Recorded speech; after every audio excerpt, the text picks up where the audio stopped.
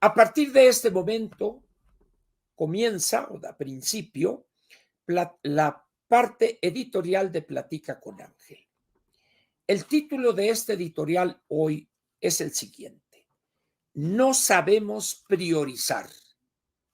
Y luego en interrogación, ¿o no queremos? Se cierra la interrogación. Muy bien. Primero, ¿por qué utilizo el verbo priorizar como una actividad que no sabemos realizar la priorización, no conocemos métodos o una metodología para poder priorizar problemas, temas, medidas, etcétera, ¿ya?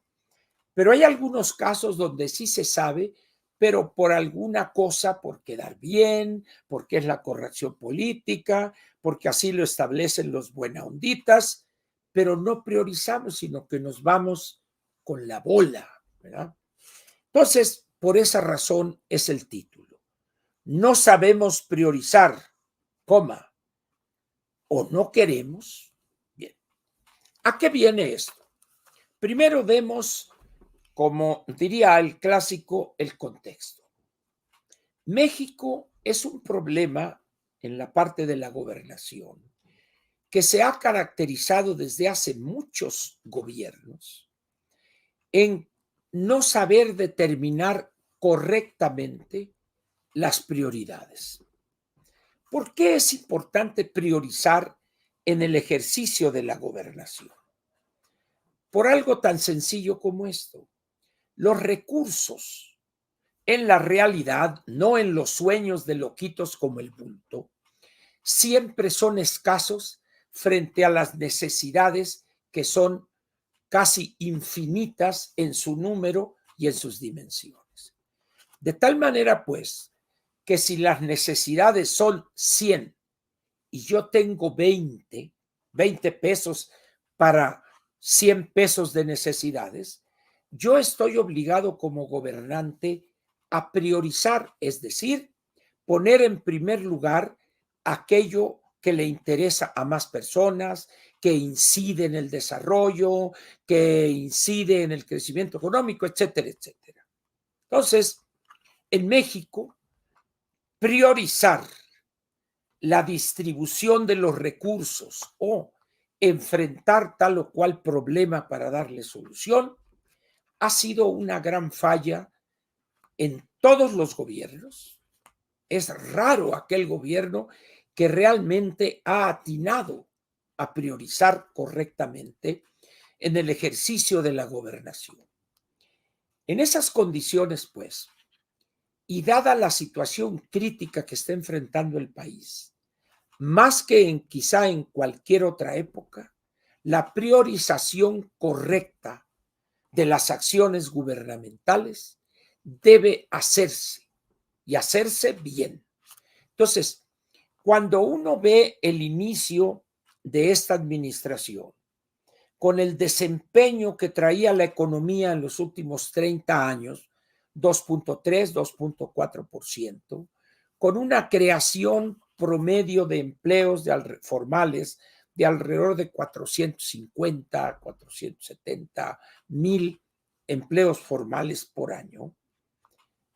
Este gobierno recibe aquello con un aeropuerto al 35, 38% de avance, un proyecto que ha sido analizado para ese momento del cambio de gobierno desde 25 años antes. Analizado en cuanto a su ubicación, el tipo de aeropuerto, etcétera, etcétera, etcétera. Además,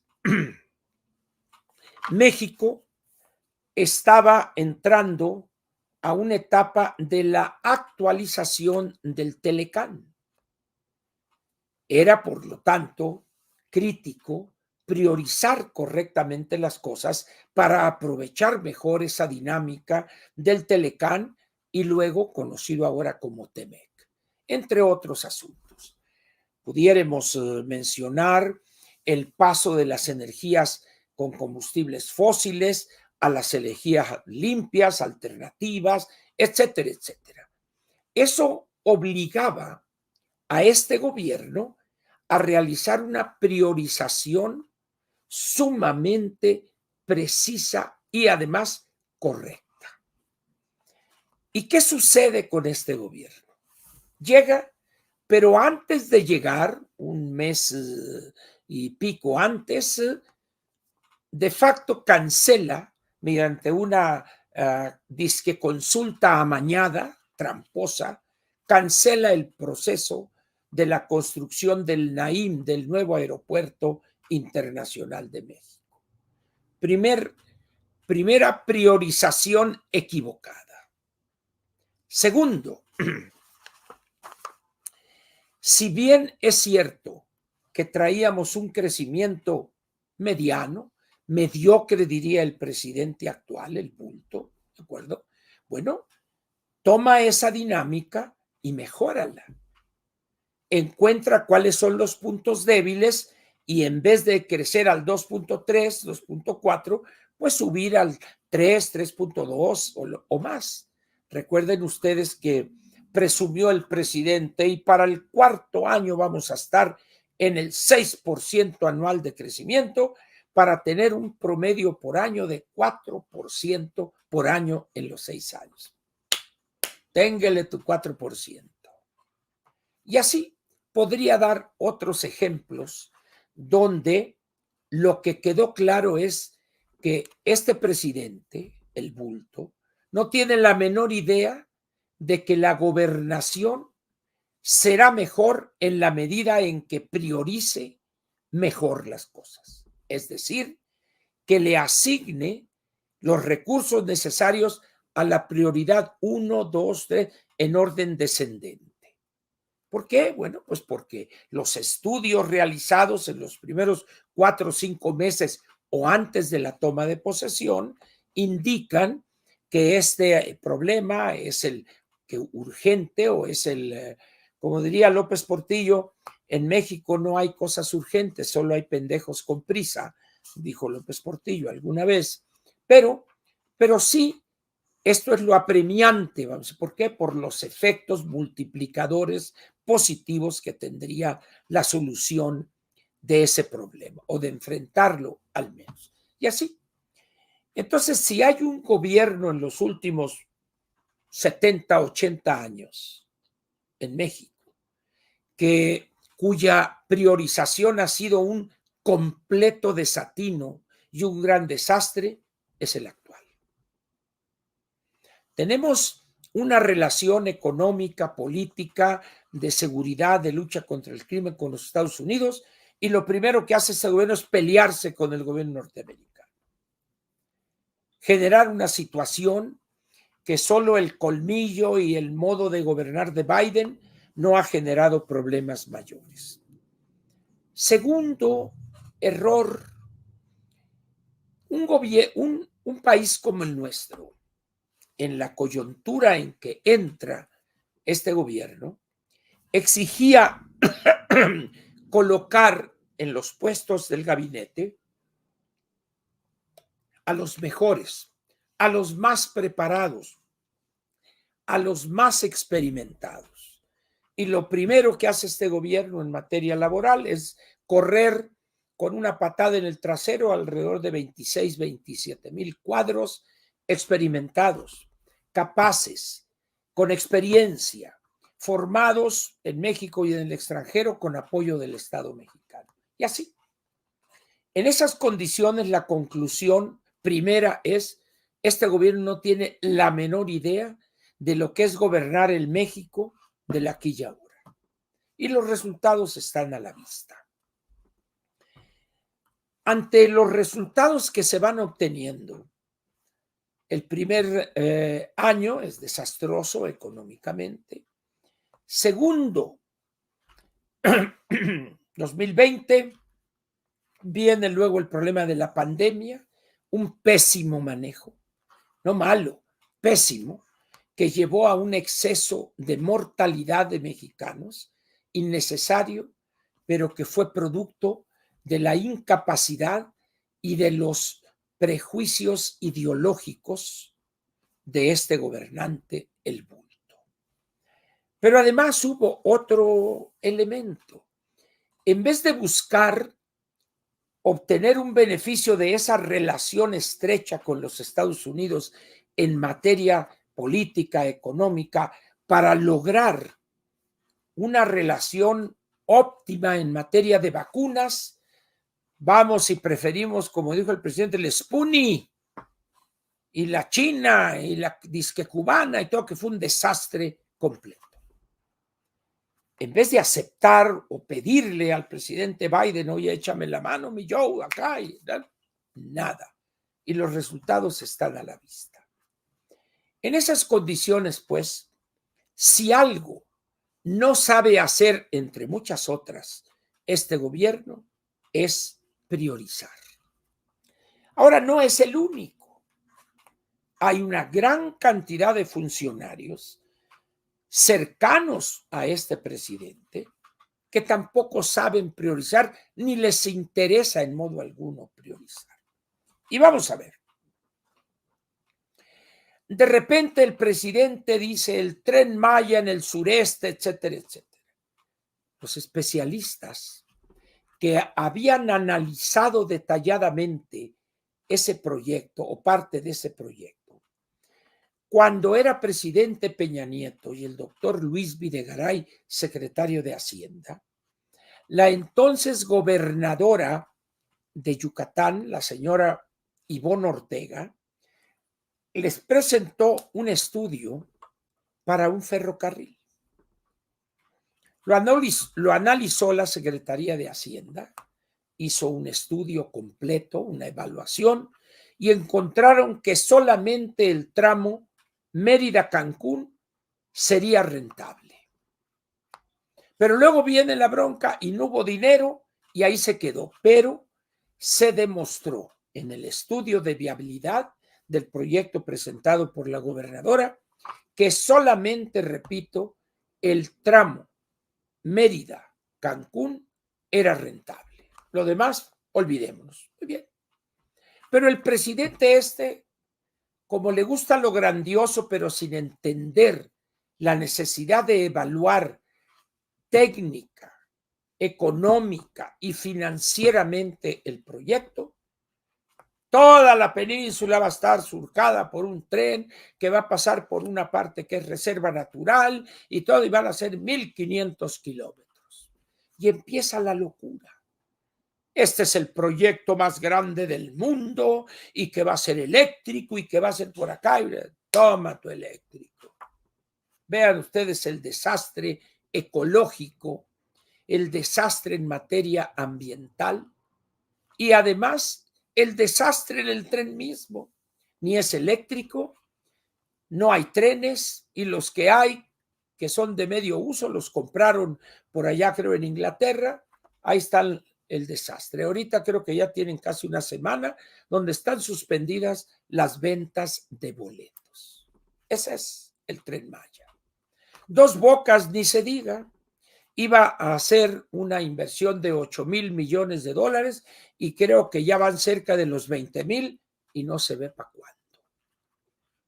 Entonces dice uno, pero además van a una refinería cuando el mundo está dejando poco a poco el petróleo como fuente como combustible.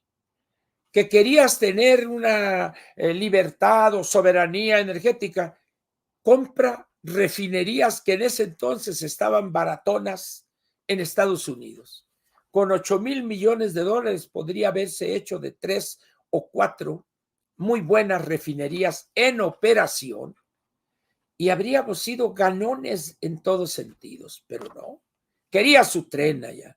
Pero además, en el peor lugar, el Instituto Mexicano del Petróleo, 20 años atrás, había hecho un estudio de localización de planta y encontró que el paraíso, Dos Bocas, era el peor lugar, que no debería ser ahí, pero el presidente dijo, ahí.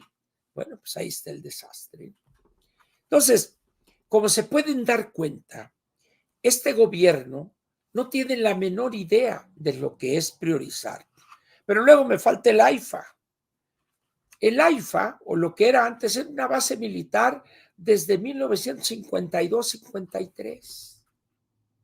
Una base militar, con todo respeto para los integrantes de la Fuerza Aérea Mexicana, pues México no es una potencia en cuanto a Fuerza Aérea se refiere, pues. Entonces, pues, ¿qué quería? Bueno, pues ahí va a ser el aeropuerto en lugar del Naim.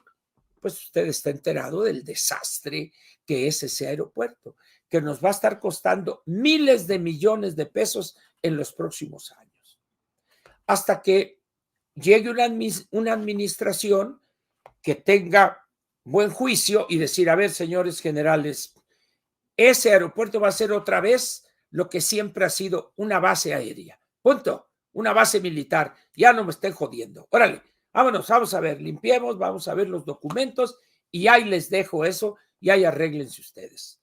Antes tenían una base ahí de pedorrillo, una base militar, ahora van a tener una base de primera. Punto. Conténtense con eso. Y a ver cómo enfrentamos el problema del aeropuerto Benito Juárez para ver si lo podemos combinar con el de Toluca, etcétera, etcétera. Entonces ya tenemos dos bocas. Tenemos el Tren Maya y tenemos el AIFA. El Naim, ahorita hay una gran discusión. ¿Por qué? Pues porque vamos a estar pagando, creo que hasta 2047, no sé cuándo, a los dueños de bonos. Y como no hay dinero, están tomando la tarifa por el uso de aeropuerto, ese dinero, para pagarle a los dueños de bonos por las utilidades esperadas que las canceló el proyecto unilateralmente el gobierno. Por eso el aeropuerto Benito Juárez está cayendo a pedazos. Entonces, en estos tres grandes ejemplos de obras que ahí están y van a ser un desastre, porque el Tren Maya nos va a costar, en caso de que llegue algún día a funcionar en sus 1,500 kilómetros, miles de millones de pesos de subsidio del recurso público para mantenerlo en operación. ¿Por qué? Porque nunca va a ser rentable. El caso del AIFA, exactamente la misma situación, y no se diga el caso de Dos Bocas. Entonces dice uno, estos tres casos son el mejor ejemplo de la incapacidad para priorizar de este gobierno, porque se favorece tres obras absurdas, con recursos públicos, porque el sector privado dijo, ahí te ves, carnal, a mí no me metas con eso.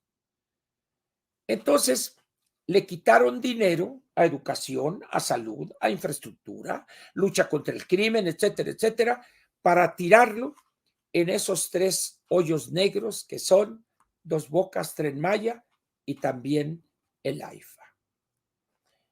Prueba evidente, irrefutable, de la incapacidad que tiene este gobierno, no solo para no saber priorizar, sino ni siquiera para entender la necesidad de hacer un estudio técnico, económico, financiero en cada caso. No existe, no hay un estudio de factibilidad de ninguno de los tres proyectos, de ninguno. Y se han dilapidado cientos de miles de millones de pesos. El Tren Maya va a venir costando, dicen los que más o menos le saben, alrededor de 500 o 600 mil millones de pesos. El caso de Dos Bocas, igual que las 6 refinerías existentes, fierros viejos, es el área que pierde dinero desde hace muchos años en Petróleos Mexicanos. Entonces dice uno, Dios querido, ¿cómo es posible? Bueno, ahora bien, hay otro caso que es interesante para completar 4 ejemplos y luego entrar al problema de cuáles habrían sido las prioridades correctas. Y dejé este tema en cuarto lugar. Ustedes han oído hablar, han leído, han escuchado noticiarios, han visto videos, etcétera, del caso de esta jirafa Benito, que fue sacada de un zoológico, por aquí no sé en qué parte de aquí del centro del país, y lo llevan a Ciudad Juárez. ¿Por qué? Apareció, no estoy diciendo un chisme, salió en los medios periodísticos, que una relación, vamos a ponerla así, afectuosa. No estoy diciendo que sea una relación de amaciato, de noviazgo, no, simplemente una relación afectuosa entre el anterior secretario de Gobernación y una diputada federal, que creo que ella es de Chihuahua, y le pidieron que una jirafa para el zoológico de Ciudad Juárez, no sé qué cosa. Pues, ¿cómo no? Si Adán Augusto las puede, ya ahí va la pinche jirafa para allá. Por supuesto que el clima de Ciudad Juárez durante al menos 3 meses del año, pues es mortal de necesidad para las jirafas y para los jirafos, dirían los políticamente correctos, que ahora hablan de todas, todos y todes. Entonces, yo no sé si van a hablar de las jirafas, los jirafos y jirafes, no lo sé. Viene el invierno y ñaca, se empieza a temblar de frío, Benito. Y entonces, en vez de tomar una decisión inmediata por parte de la Profepa o quien sea, a ver, traigan ese pobre animal para acá donde estaba, a un clima adecuado y con condiciones. No, allá se deja a su suerte al pobre jirafo o jirafa. Y empieza entonces la sociedad civil, se lanza a resolver esa prioridad número 1 del sufrido pueblo mexicano. Salvemos a Benito. Ay, digo, yo me entero, ¿quién es Benito? ¿Será Benito Castro? ¿Será Benito Juárez? O quizá, como dijo el presidente, ¿será Benito Mussolini? El caso es que Benito es un ejemplar de las jirafas. Y en ese momento, declaraciones y vamos, y que la Profepa y que el gobierno de la señora Maru Campos están dejando morir a Benito, y que Benito por acá y Benito, y de repente empiezan a llenarse de notas los medios impresos, los medios radiofónicos, televisivos, por internet. Salvemos a Benito. Y empieza. Nomás faltó que realizaran una peregrinación con velas en la noche para calentar a Benito, o que pidiéramos en los templos, salvemos a Benito. Y dice uno, ¿qué está pasando en México? Y ya por allá, y que se lo lleven ¿a dónde? Pues a Africam. Y aparece ahí este señor Camacho. Y ahí van. Y un carro especial, y que esto, y que el otro, y Benito, y que salven a Benito. No estoy diciendo yo que le hubieran dejado que se congelare. No. Lo que estoy diciendo es esa propensión que tenemos a lo frívolo. Lo correcto era exigirle a la autoridad ambiental o de protección de los animales en un área ahí en la Semarnato, donde sea, decir, señores, hay que rescatar y una orden administrativa, a ver, que una multa para acá, que se pague la pinche multa y vámonos, y a llevarse para allá a Benito y ya. En 72 horas hubiera estado resuelto el problema, pero no. Y entonces ahí viene Benito cuidándolo y con personas que le platicaban. Entonces, ¿qué, mi carnal Benito? ¿Cómo andas? ¿Cómo te trata la vida, Benito? Y a las 2 horas otro para que él se sintiera ahí en familia.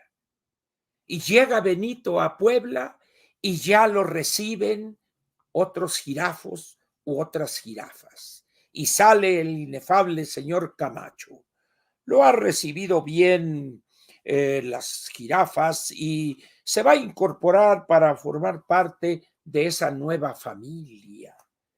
Va a tener su familia, Benito, aquí con esto. Y dice, ¿familia?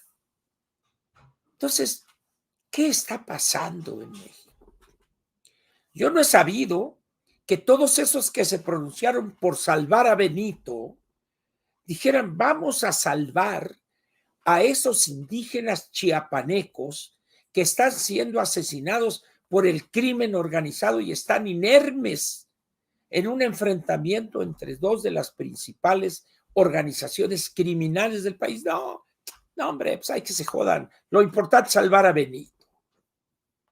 En Morelos, una familia que es acribillada ahí y una pobre niña con un balazo pidiendo ayuda. Nadie se paró en la carretera hasta que un motociclista la ayudó y ya la llevó a una clínica, etcétera, etcétera. Dice, ¿cuál es la prioridad hoy en este país? ¿Salvar a una jirafa que no muriere de frío allá en Ciudad Juárez? ¿Dónde está la reclamación a Dan Augusto y a su dama? Oigan, ¿cómo se les ocurre traer una jirafa, un animal que se mueve o su hábitat natural es allá en la sabana africana, y lo mandan a Ciudad Juárez, una zona desértica y con un frío de los 1000 carajos en 3 meses del año? En cabeza de quien cabe, pero si su amiga le pide ese favor al secretario de Gobernación, ¿cómo carajos no se le va a conceder? Digo, si no, pues ¿para qué somos cuadernos? Lo que quiera. No me acuerdo ni cómo se llama la señora diputada o señorita diputada. Que quieren ir sus parientes, no sé qué, el avión, a ver un jet, réntenlo, para que vayan, para que no batallen en las colas en el aeropuerto. Sí. Por eso cuando veo yo esto, dice uno, bueno, yo entiendo el negocio del señor Camacho en Valsequillo, ahí en Africam, pero que me hable de la familia de las jirafas en Valsequillo, familia mis cataplines, diría Paco Sea. Pues dice uno, ¿de qué se trata esto? No habrá familias en Puebla de niños paupérrimos, marginados. Bueno, pues vamos a salvarlos a ellos en Puebla. No, Benito es el... Ah, no, pero luego unos anuncios. Benito, Puebla te recibe. Llegó Benito. Y dice uno, este México está al revés. Y esto tiene que ver con el valemadrismo que tenemos ante la priorización. Nos vale lo que se preste al lucimiento y a la cosa frívola, el oropel. Salvemos a Benito. ¿A quién van a salvar? ¿A las cachorras ahí en el desierto Sonora, Arizona? ¿O qué van a buscar salvar? Pues, porque ya vieron que reditúa en términos mercadotécnicos salvar a un animal. Eso nos habla de lo mal que andamos. Ahora bien, es evidente que este caso de la jirafa no es la prioridad uno de este país hoy, incluyendo no solo al gobierno, sino a la sociedad toda. La prioridad número uno es enfrentar de manera decidida, valiente y con todos los recursos del Estado a la criminalidad organizada o no, a los criminales, a las organizaciones criminales. Esa es la prioridad número uno. ¿Por qué? Porque de ese combate se derivarían, al tener éxito, muchas cosas. Regresar la confianza, los inversionistas, la tranquilidad en amplias regiones del país, etcétera, etcétera. Pero no, la prioridad es Benito. Las cosas en ese sentido andan muy mal en el país. No sabemos o no queremos o no podemos priorizar. ¿Por qué? Porque si la priorización dice, prioridad número uno, atacar al crimen organizado. Prioridad número dos, acabar con todos ellos y enviar un mensaje de seguridad, de tranquilidad a los inversionistas. Tercero, facilitar el regreso de la inversión extranjera, su elevación, etcétera, etcétera, lo que quieran ustedes. Pero no. Benito está por encima de todas esas necesidades mundanas, neoliberales, de los prianistas. ¿Qué es eso de combatir a estos grupos criminales? También tienen derechos humanos, son personas. Yo saludo a la mamá del señor Guzmán.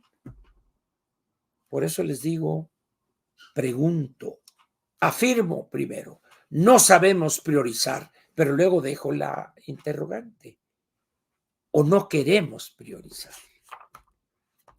Tal parece, pues, que para este gobierno, la priorización o colocar en orden decreciente los problemas para los recursos, utilizarlos en ese mismo orden, eso no importa.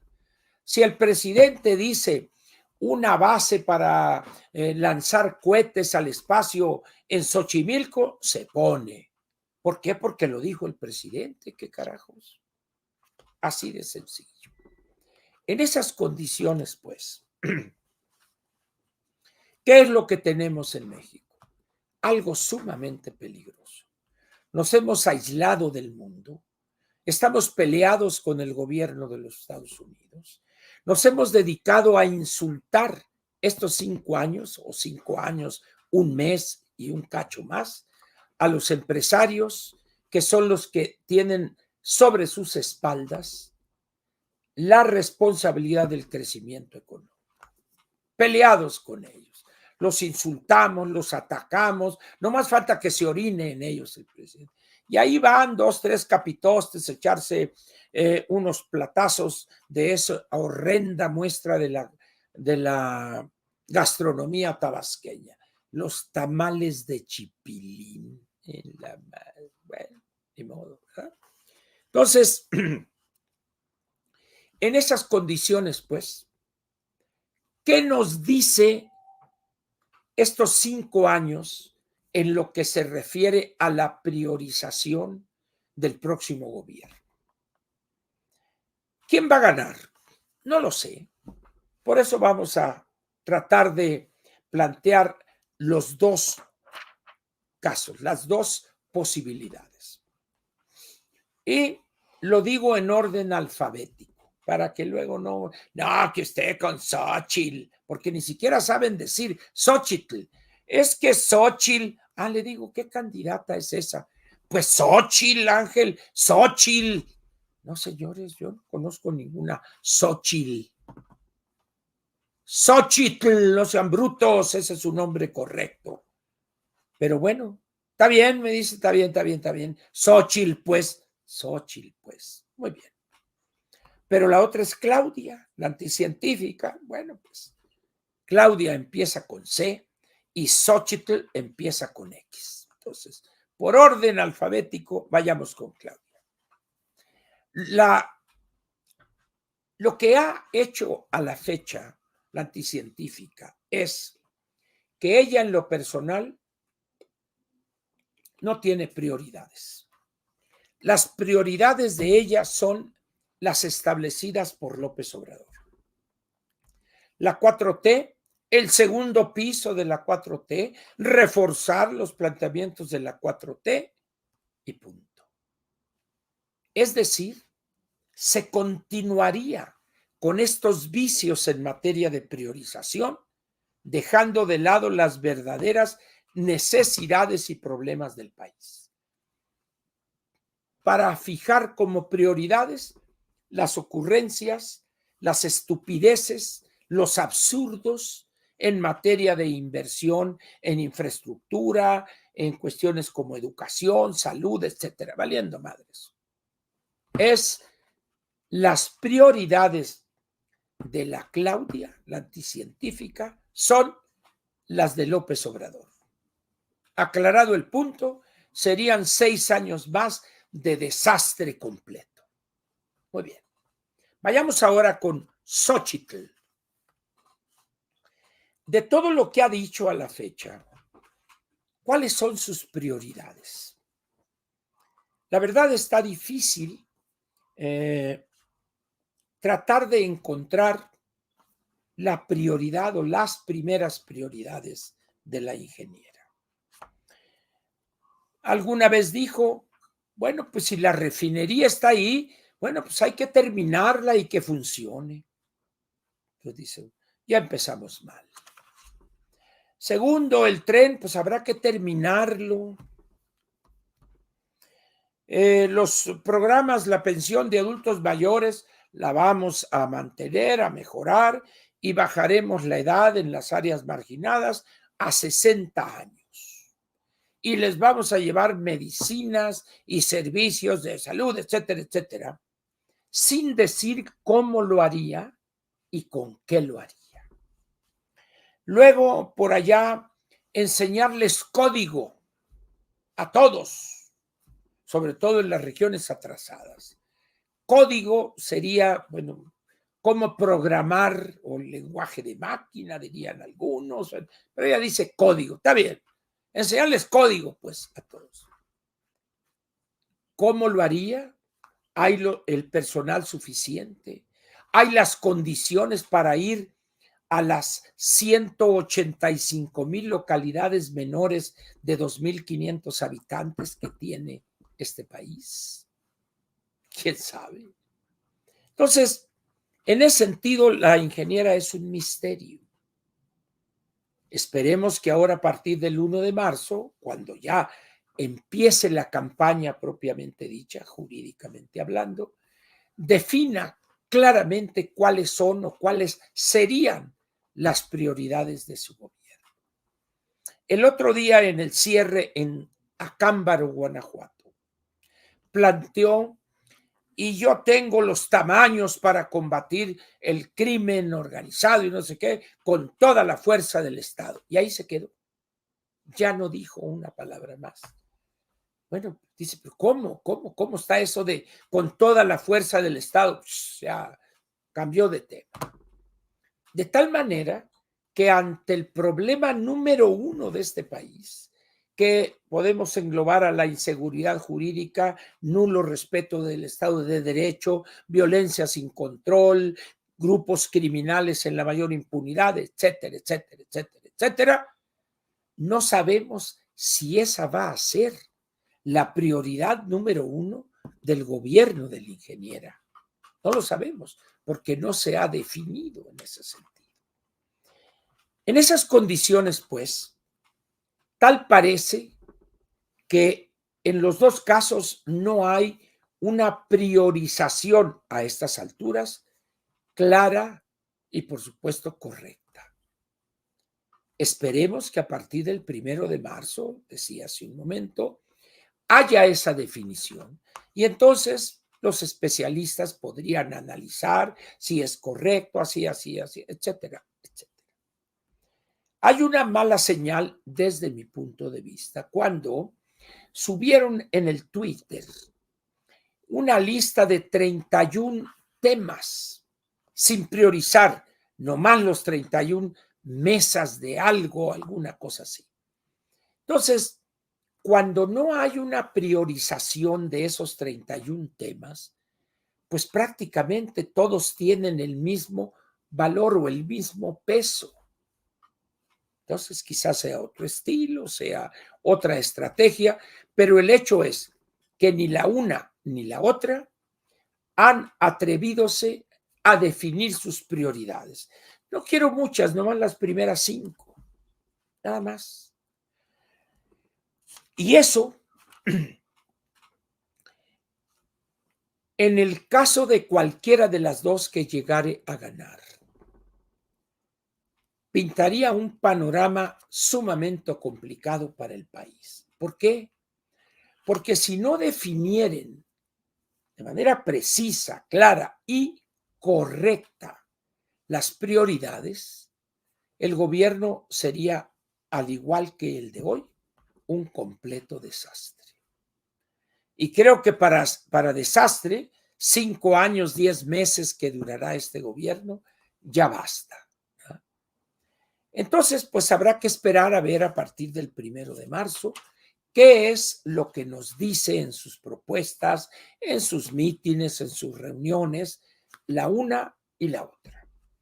No menciono a este joven Fosfo de la CONASUPO, que es un señor Maínez o Mainés, no sé cuál sea la pronunciación correcta. Lo que sé es que usa tenis fosfo. Entonces, habrá que ver, pues, pero no lo menciono porque no tiene presencia, es un X, pues, o sea, no tiene caso perder el tiempo con él. ¿Ah? No obstante, lo que diga él, lo que diga Dante y lo que diga el fosfo original, el auténtico, no la versión con azupo de este señor Maínez o Mainés. En esas condiciones, resumo. Tal parece que para los candidatos no es importante el ejercicio de priorización, al menos hasta la fecha. Pero es muy sintomático que no hayan hablado, no hacer propuestas específicas, pero ninguna de las dos ha hablado de la obligada priorización ante la realidad en materia de finanzas públicas. No hay dinero para todos los compromisos presupuestales que va a heredar este gobierno a la siguiente administración. En esas condiciones, pues, ¿qué podríamos pedirle al Todopoderoso? Que nos agarre confesados, nada más. ¿Por qué?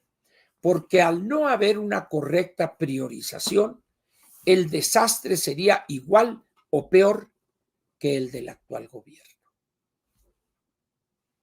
¿No me cree usted? No tardará mucho en darse cuenta si me he equivocado o he acertado. En estas condiciones, pues, ¿qué esperar de los ciudadanos? Puros complots o conspiraciones. La última, les van a regalar a no sé cuántos millones de electores, porque no lo han dicho, un teléfono, no de los de alta gama, como dicen los cursis, sino un teléfono acá medio de cornflakes, pero que puede tomar fotos y enviar esa foto. ¿A dónde? No dicen a dónde, ¿verdad? Pero que al llegar a la casilla estaría la boleta, Presidencia de la República, foto. Gobernador en los 9, 8 más la Ciudad de México, chas. Diputado federal de tal distrito, chas. Fórmula para el Senado en el estado de que se trate o la Ciudad de México, chas. O sea que esa persona cuando menos tendría que tomar 5 o 6 fotografías con ese teléfono y hacerlo en el espacio limitado de una casilla que usted ya la conoce. Pero lo curioso aquí es que esa aberración, esa jalada, hay personas que la creen. Yo le pregunto a una excelente amiga, le digo, a ver, ¿cuántos teléfonos crees que puedan regalar? Pues no sé. Le digo, mira, lo primero que debes entender y aceptar es que los que van a votar por López Obrador, que es el voto duro, sería entre 12 y 15 millones de mexicanos. A esos, les des el teléfono o no, por diversas razones, van a votar por López Obrador. Lo que procedería es entregarle ese teléfono a los que no son simpatizantes de López Obrador. ¿Y cómo vas a saber? ¿Cómo vas a saber? ¿Te vas a meter en la mente?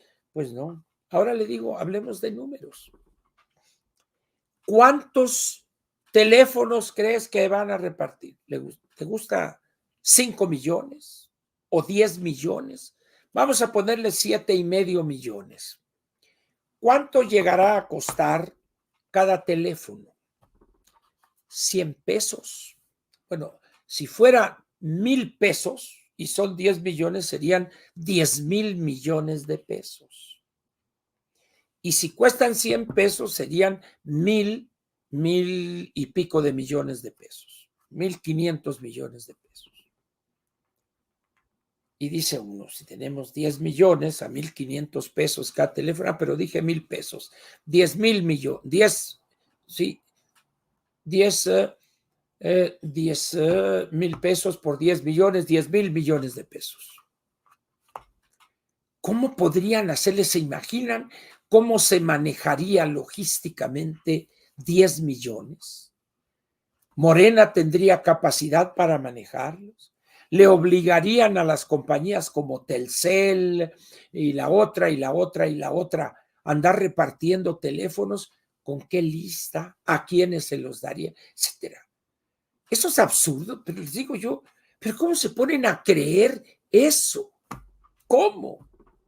Pues la gente no es que sí, ya me dijeron. Y luego empiezan, no es que una comadre mía me dijo que ya los tienen en una bodega, los trajeron con la empresa del ingeniero Slim. ¿Qué? O sea, si esa señora comadre sabe dónde están los teléfonos, lo sabe todo el pueblo, y ya habrían llegado las huestes a desbaratar, tumbar las puertas y sacar los teléfonos. No es cierto eso. Sin embargo, la gente cree en el sentido correcto del verbo creer, aceptar como verdadero lo que no está demostrado. Entonces yo les pediría, no se dejen influir. Ojo, no dije influenciar, lo correcto es influir. No se dejen influir por esas tonterías, por favor. No olviden que nuestra prioridad es convencer a millones y millones de ciudadanos a salir a votar.